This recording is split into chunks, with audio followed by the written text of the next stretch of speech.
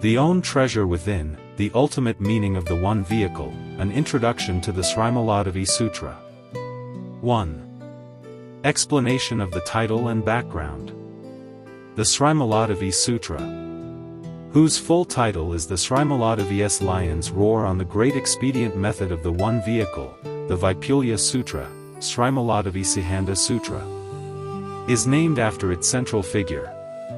Śrīmālā, victorious garland, was the daughter of King Prasenajit of Śrāvastī and his queen, Mallikā. Legend has it that she was named for her beautiful appearance, which her parents adorned with flower garlands. This intelligent woman later married King Yuhita of the country of Ayodhyā. And though living in the royal palace, she became an important proponent of Mahayana Dharma.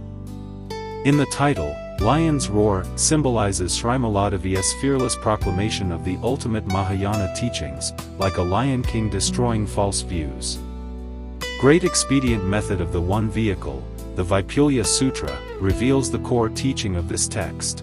The unification of the three vehicles into the one Buddha vehicle, opening up the vast Dharma door to ultimate liberation. Although comprising only one fascicle, it is universally regarded as one of the representative classics of the Mahayana Tathāgatagarbha, Buddha nature, tradition. And together with the Vimalakīrti Sūtra, is considered one of the two great treasures of lay Buddhism. 2. Structure and content summary. The Śrīmālādevī Sūtra is divided into 15 chapters. Except for the final chapter, which summarizes the entire sutra, all other chapters are named according to the principles they elucidate. This structural approach itself demonstrates that the sutra's focus lies in the progressive revelation and deepening of its teachings. The narrative origin of the entire sutra is quite dramatic. One day, while listening to the Buddha's discourse at Jetavana Grove, King Prasenajit and Queen Mallikā's hearts were filled with joy. They wrote a letter to their daughter Śrīmālā, who had married far away, praising the Buddha's merits. Overjoyed upon receiving the letter, Śrīmālā invited the Buddha from afar. The Buddha immediately appeared before her, taught her, and prophesied that after 2 Asamkhya kalpas she would become a Buddha named Universal Light. Empowered by the Buddha, Śrīmālādevī proclaimed the ultimate meaning of Mahayana with great wisdom, uttering the lion's roar, thus unfolding the 14 layers of meaning in the sutra. 3. Core Teachings. 1. The Tathāgatagarbha Doctrine, the innate treasure within beings. The Śrīmālādevī Sutra's most significant contribution lies in its systematic exposition of the Tathāgatagarbha doctrine. Tathāgatagarbha literally means the womb or embryo of the thus come one, referring to the intrinsically pure Buddha nature inherent in all beings. The sutra states, the Tathāgatagarbha is the Dharma realm treasury, the Dharma body treasury, the supreme transcendental treasury, the intrinsically pure treasury. These 5 designations reveal the rich connotations of Tathāgatagarbha from different perspectives. It is the cause for Buddhahood, Dharma realm treasury, the fruition of Dharma body attained through practice, Dharma body treasury. The ultimate reality transcending the world, supreme transcendental treasury, and the naturally pure essence of the mind, intrinsically pure treasury. The sutra contains a subtle metaphor. The Dharma body of the Tathāgata is not separate from the storehouse of afflictions. Although beings are entangled in countless afflictions, the inner Tathāgatagarbha remains eternally pure and unchanging. Afflictions are merely adventitious guests, the Tathāgatagarbha is the true master. As Master Ain Shun explained, defiled sasra is merely dependent on the Tathāgatagarbha, the Tathāgatagarbha itself is intrinsically pure. This teaching established the theoretical foundation for the Mahayana doctrine of Buddha nature. Attaining Buddhahood is not about acquiring something externally, but about returning to one's inherent purity. 2. The ultimate meaning of the one vehicle, unifying the three into one. The Śrīmālādevī Sūtra inherits and develops the one vehicle teaching of the Lotus Sutra. The sutra clearly states that the vehicles of the Sravaka, hearer, and Pratyabhadita, solitary realizer, are merely expedient means, not the ultimate truth. Only the one Buddha vehicle represents the true intention of the Tathāgata's appearance in the world. Although those of the two vehicles can transcend samsara with its periodic births and deaths, they still experience transformational samsara and remain covered by the abode of ignorance, unable to attain ultimate nirvana. Only by turning from the small towards the great and entering the one vehicle can one realize the Tathāgata's Dharma body. The sutra particularly emphasizes that embracing the true Dharma means embracing all Buddha's teachings.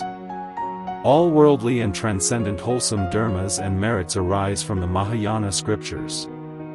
This definitively establishes the ultimate status of Mahayana.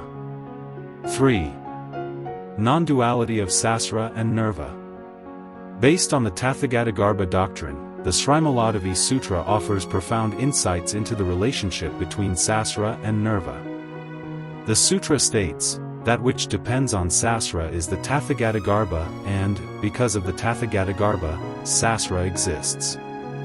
This means that the Tathāgatagarbha is not only the basis for future Buddhahood but also the foundation for present samsara with its afflictions. Beings cycle through samsara precisely because the Tathāgatagarbha is covered by afflictions. Once afflictions are eliminated, the Tathāgatagarbha manifests as the Dharma body. Therefore, samsara and nirvana are not two completely separate realms but the difference between delusion and awakening regarding the same Tathāgatagarbha. This teaching later developed into the Tathāgatagarbha-dependent origination theory, profoundly influencing Chinese Buddhism. 4. Practice, the lion's roar of a laywoman. The uniqueness of the Śrīmālādevī Sūtra lies not only in its profound doctrines, but also in its embodiment of these high-level Buddha nature theories in concrete practice.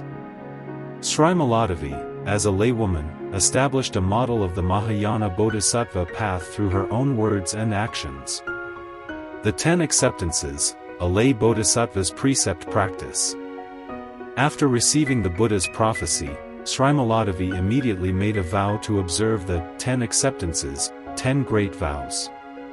To uphold precepts without violation, to respect elders, to remain without anger in assemblies, to be without envy toward others, to be without stinginess internally and externally, to accomplish the welfare of beings, to practice the 4 methods of gathering beings, to protect the disabled and ill, to be compassionate toward all beings, and to never forget the true Dharma. These 10 vows encompass both personal moral cultivation, non-violation, non-arrogance, non-anger, non-envy, non-stinginess, and altruistic bodhisattva conduct.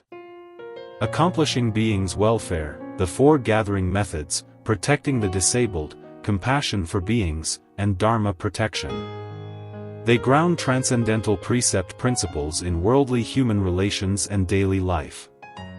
Master Xing Yun once explained, in worldly life, it is very important to be a person who upholds the Dharma and keeps faith and righteousness. Having this concept of receiving precepts without violation, not forgetting promises, not abandoning vows, not losing morality, not violating laws and systems, enables success in life. This truly reveals the essence of Mahayana Buddhism. Succeed in being a good human being, and you are not far from Buddhahood. The 3 great vows, the determination to embrace the true Dharma. In addition to the 10 acceptances, Śrīmālādevī made 3 great vows. First, that through this wholesome route, she might obtain wisdom of the true Dharma in all lives. Second, that having obtained such wisdom, she might teach beings tirelessly.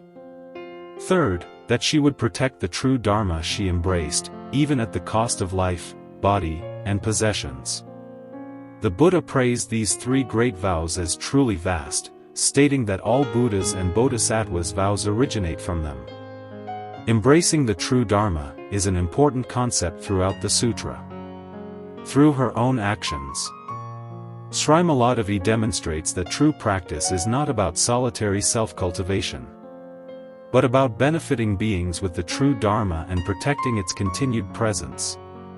This spirit has been summarized by contemporary Dharma masters as the Bodhisattva's compassionate intention. Unable to bear the decline of the sacred teachings, unable to bear the suffering of beings. 5. Contemporary relevance, scriptural foundation for humanistic Buddhism. Although the Śrīmālādevī Sūtra originated in ancient India, its teachings deeply resonate with contemporary humanistic Buddhism.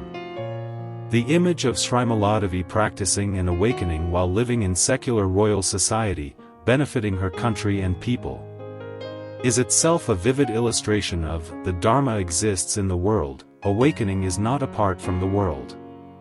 In recent years, Buddhist groups such as Fo Guangshan have repeatedly held Dharma lectures on the Śrīmālādevī Sūtra, exploring its connection with humanistic Buddhism. Dharma Master Yongyu has pointed out that the sutra's core lies in awakening the power of enlightenment through faith, and the confidence and responsibility embodied in I am Buddha represent the application of Tathāgatagarbha thought in modern life. Dharma Master Huidong, drawing from the precept spirit in the 10 Acceptances chapter, guides practitioners to realize Buddha nature in daily life. Patience is not weakness but requires strength and wisdom. Learning Buddhism is not just about studying theory but practicing Buddhism in life. Learning to let go of discrimination and attachment, allowing the mind to be pure and free. Professor Chen Gongrang particularly notes that modern people often revere sages from afar with respect, which represents a kind of spiritual timidity. The Tathāgatagarbha teaching of the Śrīmālādevī Sūtra is precisely the remedy for this timidity. It encourages people to develop the treasure within their own lives, establishing the confidence and aspiration that I, too, can become a Buddha. Conclusion. With an intelligent woman as its protagonist, a royal palace as its setting, and Tathāgatagarbha as its core teaching, the Śrīmālādevī Sūtra proclaims the ultimate truth that all beings possess Buddha nature and can attain Buddhahood. It integrates profound doctrines with practical cultivation, unifying the three vehicles into the one vehicle to reveal Buddhism's ultimate meaning. While through Śrīmālādeví's 10 acceptances and 3 great vows, it provides concrete practice guidelines for lay practitioners. 1,000 years later, Śrīmālādevī's lion's roar still resounds. The Tathāgatagarbha is nowhere else but in your mind and mine. The Buddha land is not far away. When this very thought is pure, it is present. As the sutra states, if one can embrace the true Dharma, skillfully protect the pure mind, and transform afflictions into awakening, then the Saha world itself is the pure land, and this human life itself is the Buddha land. This may be the most precious gift this ancient scripture offers to modern people.